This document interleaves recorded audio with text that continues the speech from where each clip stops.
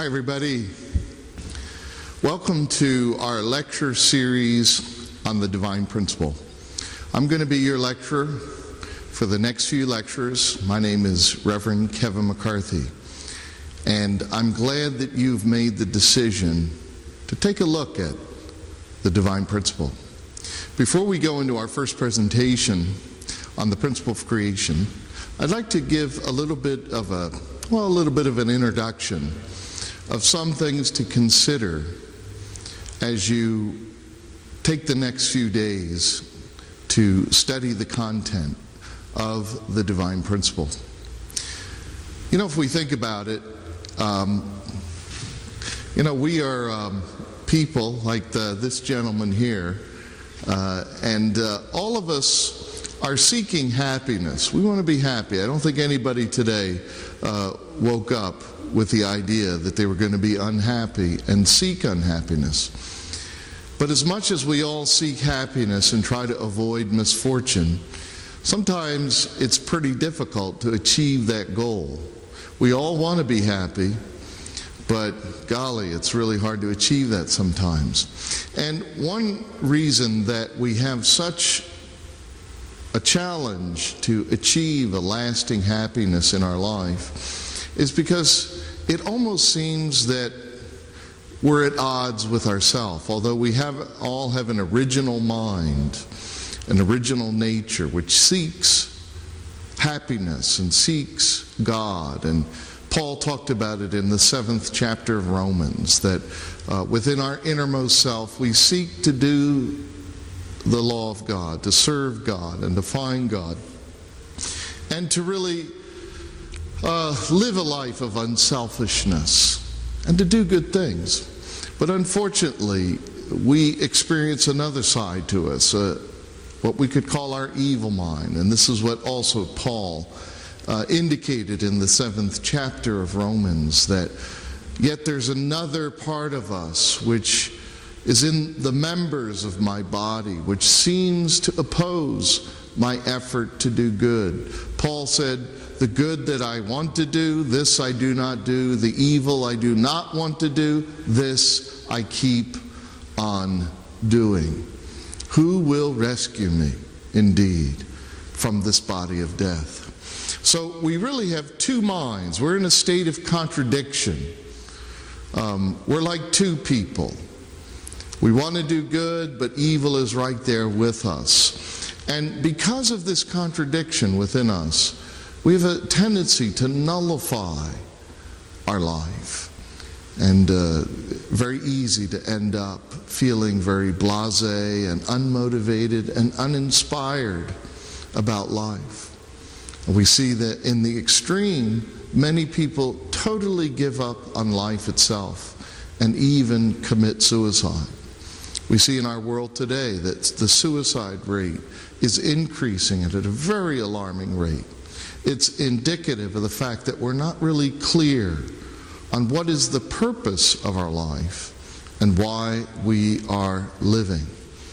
We could say that the human fall is at the root of our fall into ignorance and struggle.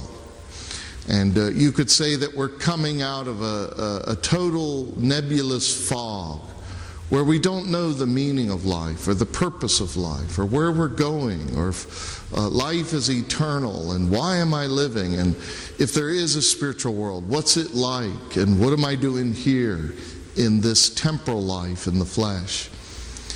There's such an array of ignorance. Actually, when we think about that, there's really two major aspects to our ignorance corresponding to our mind and our body.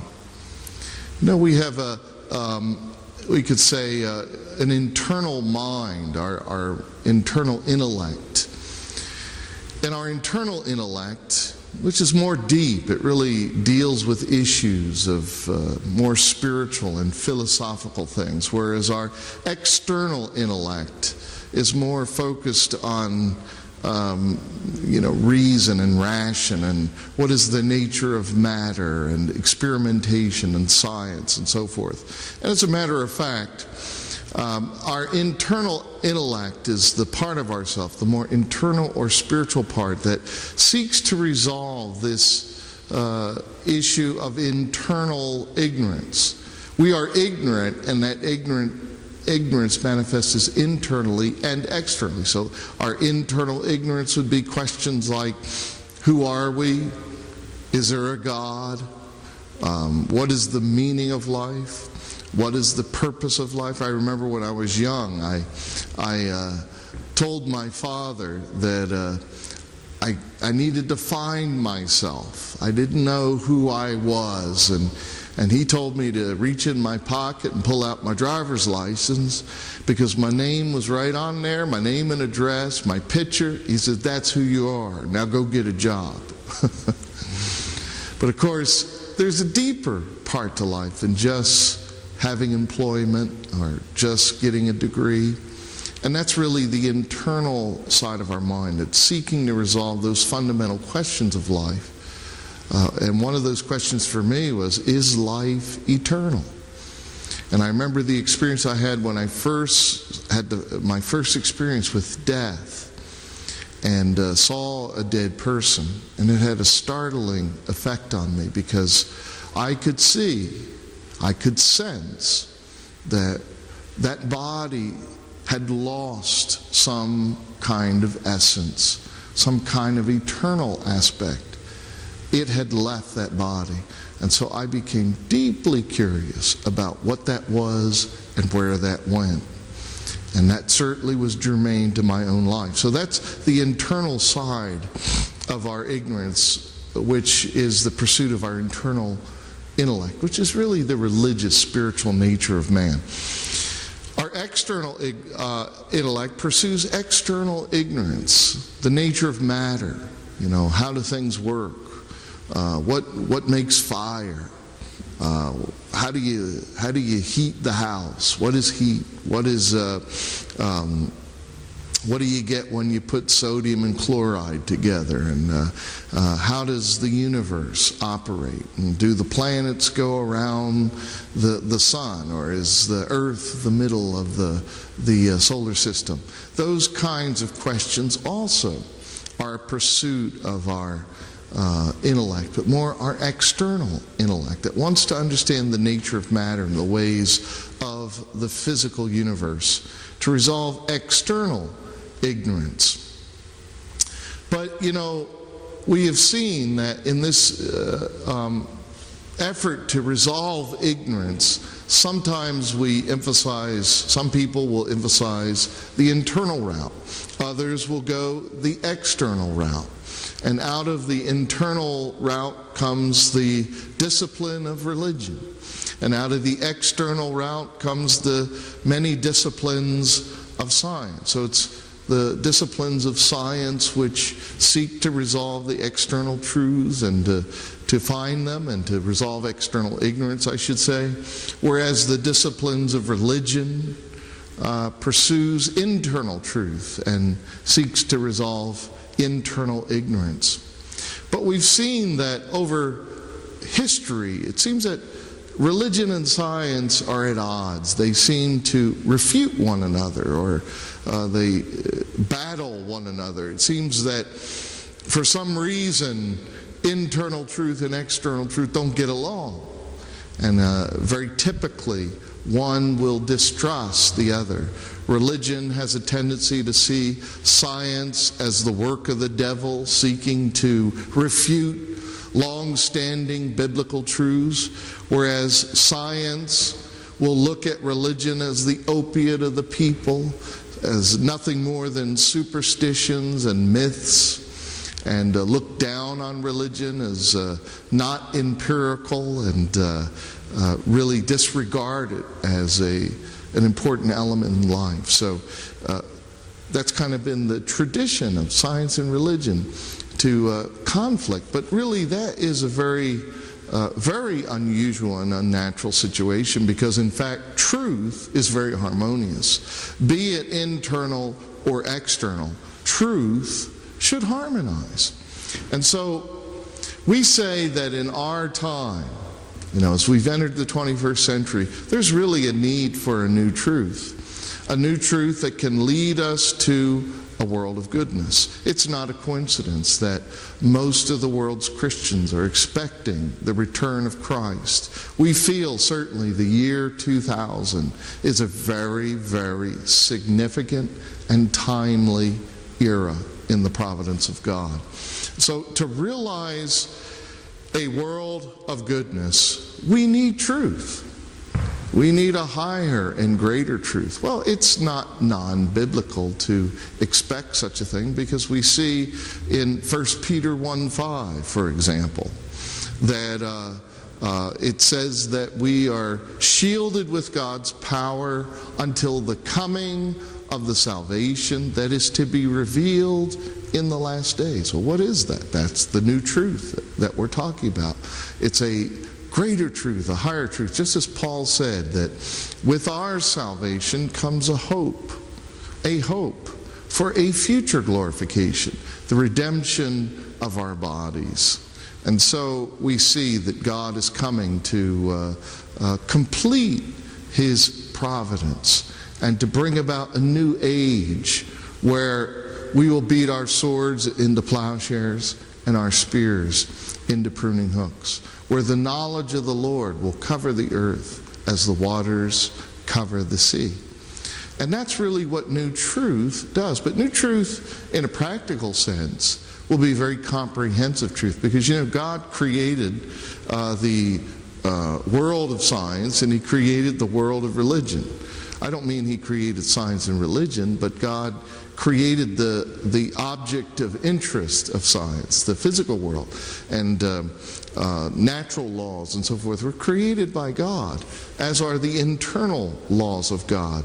And those laws are not in contradiction, but they're in harmony. So certainly the completed truth, as Paul said, now we see but through a glass darkly, but then we will see clearly face to face. With the new truth, we will be able to understand clearly how internal and external truth relate together, how religion and science can harmonize. And you know what? When religion and science harmonize, it's not going to be religious science or scientific religion, but it'll be it'll be truth. Something that will be unique and higher than the sum of the parts. The harmony of external truth and internal truth, and that ultimately that will be the resolution of our internal and external ignorance, which I think Paul is alluding to when he says, now through a glass darkly, but then we will be able to see clearly. And we will have the wherewithal and the tools to actually build God's kingdom. So what is the mission then of that truth? It's to bring unity, that we may be able to unify, and that God will be our God and we will be His people, and there'll be no weeping and wailing. We will be one family, and therefore all the competing religions and ideologies and philosophies will pass by the wayside, and we will have a clear understanding of our commonality as God's sons and daughters. We are one family, and that will be the prevailing spirit of that time, of that era that we are now entering, that new realm, that new dispensation of truth will bring about that environment. And so there'll be no more weeping and wailing, and death will be no more. Revelation promises us, because there'll be no more grounds for conflict. And ultimately, the conflict within the individual. Sometimes, I would say the more secular view is that somehow peace will come to the world and it'll trickle down to me. But really, God's way of bringing peace is to resolve the conflict within. Ultimately, as Jesus told us, that it's out of the heart come all iniquity. Ultimately, our heart has to be cleansed. Our heart has to be made anew in order to resolve this conflict within. And ultimately, all conflict in the world is an extension of this fundamental conflict within us. So in this final age, we will be transformed from fallen people of contradiction and conflict to the original state where we have one parent, one God. We will be His people, and God will be our God. Ultimately, that is the age that we are entering today. And this divine principle message is ultimately concluding in that way, that to understand the meaning of our age, our time, in the light of God's providence. Well, we can see in our age today that we have tremendous problems in our society, rooted around the breakdown of the family. It is America's great moral and social crisis, the family. Well, the family is not a human invention. The family is something that is deeply rooted in God. We see in Genesis 1:27 that God made male and female in His image. Male and female, in His image. So we see this pair system of man and woman, husband and wife, and the family. Something that is very much germane to the very nature of God.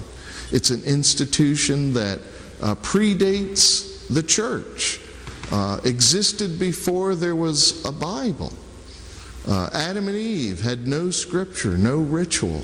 They walked and talked with God, and yet the institution of marriage and family was the bedrock institution in the Garden of Eden. And yet today, at the end of the age, we see that the family is breaking down and is today America's greatest moral and social problem. In 1965, President Lyndon Johnson spoke at Howard University, and he said this, and this is very true: the family is the cornerstone of our society. More than any other force, it shapes the attitude, the hopes, the ambitions, the values of the child. And when the family collapses, it is the children that are usually damaged. When it happens on a massive scale, the community itself is crippled. Now, why are we reading something from over 40 years ago? Well, it shows us that even back in the 60s, there was a clear understanding of the role of the family, and that the family, we can see from the 50s and increased, certainly in the 60s, was a key decade where the family and the commitment of men and women to one another as husbands and wives really declined and took a turn for the worse. We have been on a 40 or 50 year slide into social chaos, and we really have to take a look at what are some of the pressures and problems that have brought us to such a position of moral and social crisis. Let's look at some of these statistics. I think probably you've heard some of these, but it's good to be aware of it. From 1970 to 2000, we see that the rate of marriage declined by 1/3. Divorce rates have doubled over the course of 30 years, from 1970 to the year 2000. Married couples with children declined by 1/3. Out-of-wedlock births have tripled during this time. And cohabitations, couples living together without marriage, has increased. That's not 100%, that's 3 zeros, folks. 1,000% in this 30-year period. Now, this was statistics from the U.S. Bureau of Census. Now, we have to consider what are the implications of some of these things. Patrick Fagan from the Heritage Foundation said the following: in 1950, for every 100 children born, 12 entered a broken family. Today, for every 100 children born, 60 will enter a broken family. Each year, about 1 million children experience the divorce of their parents. 1.25 million are born out of wedlock, and another 1.4 million are aborted. Child abuse is growing steadily, and child sexual abuse is growing fastest of all. So we're seeing there are social consequences to the breakdown of the family, which in essence means that men and women are losing the ability to make lasting commitments to one another. Look at the results. What are the consequences of the breakdown of the family? We see that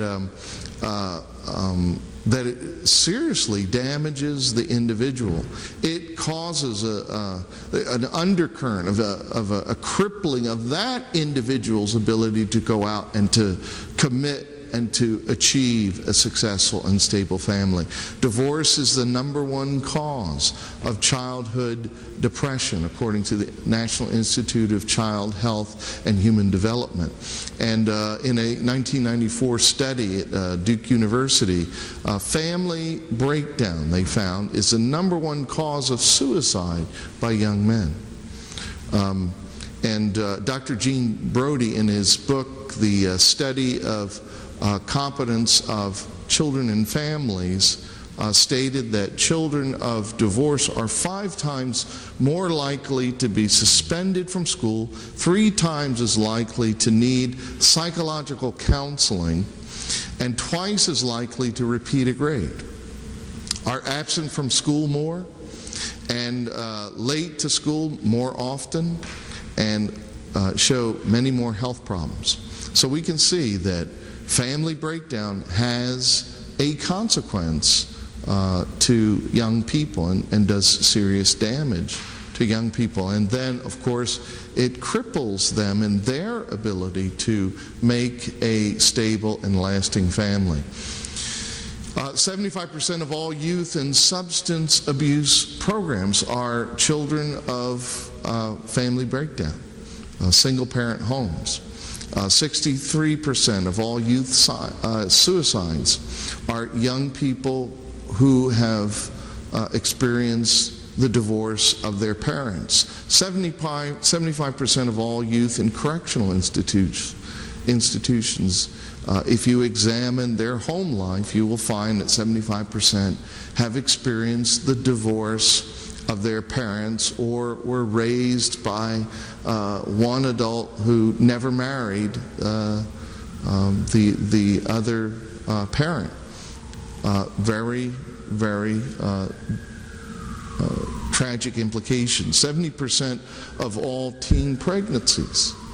You go back and you examine the teens that are becoming pregnant, you will find the same circumstance, that there is a vicious cycle here of family breakdown begatting more family breakdown. The vicious cycle: 85% of teen fathers abandon their child and its mother, so it extends to the next generation, and it destroys the community. This is a very staggering and sobering statistic.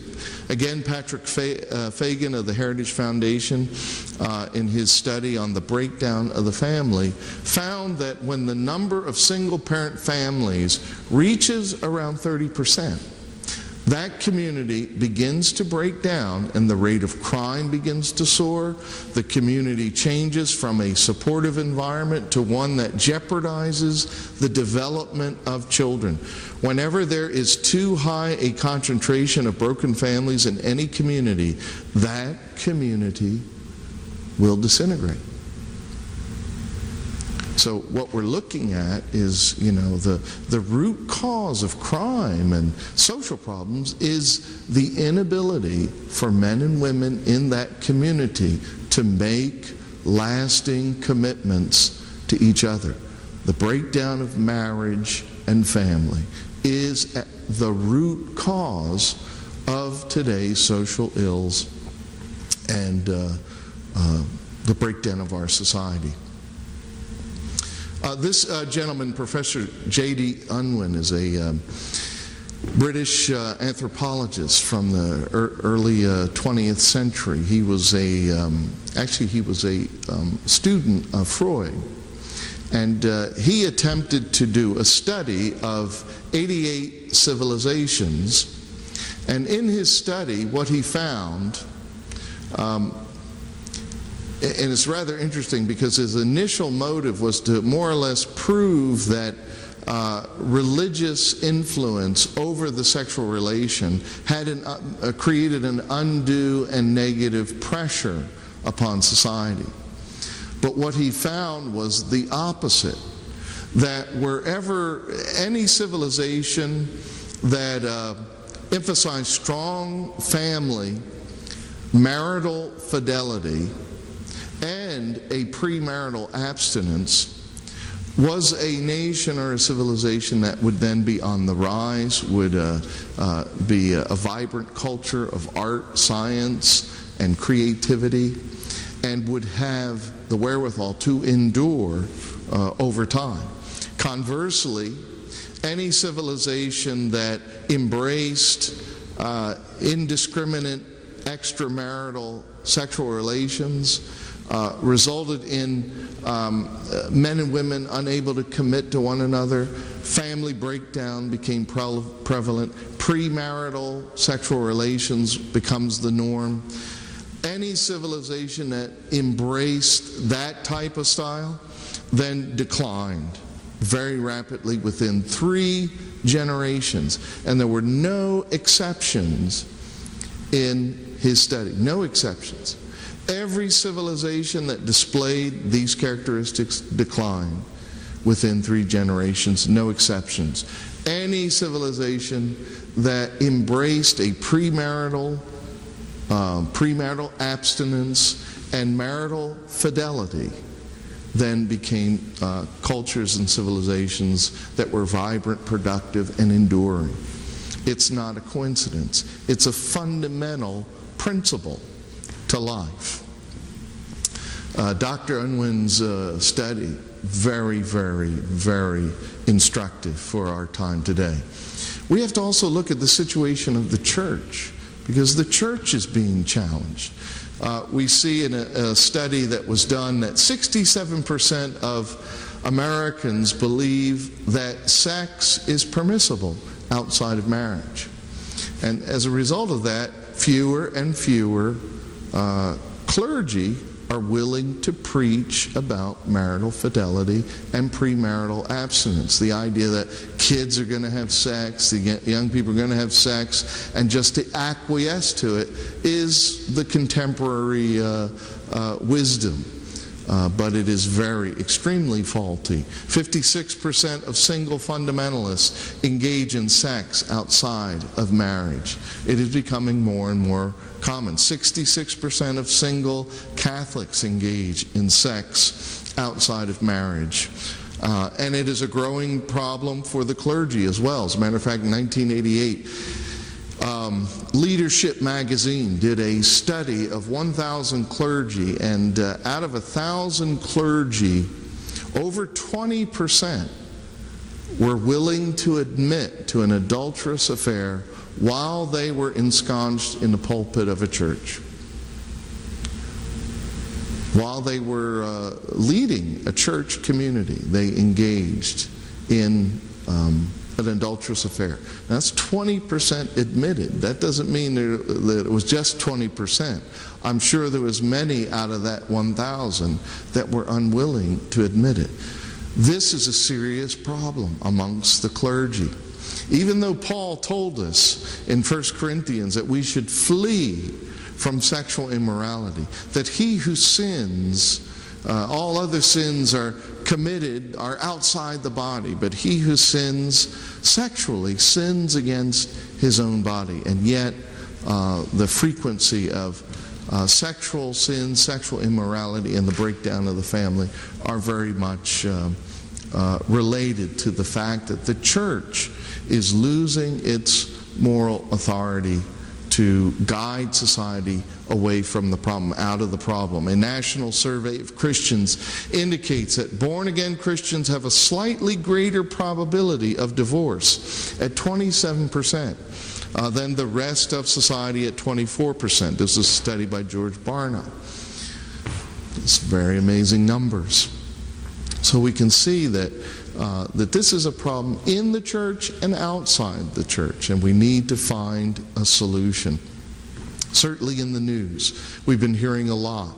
Church scandals, the televangelist scandals and so many sexual problems inside the church. And this really does tremendous damage, because really it is the spiritual leaders of the nation that should exemplify the standard, not just preach about it, but really show an example of commitment between man and woman, husband and wife, and to really show the beauty and benefit of creating family units and demonstrate that benefit to society, and why a stable society is absolutely dependent upon the stable families within that society.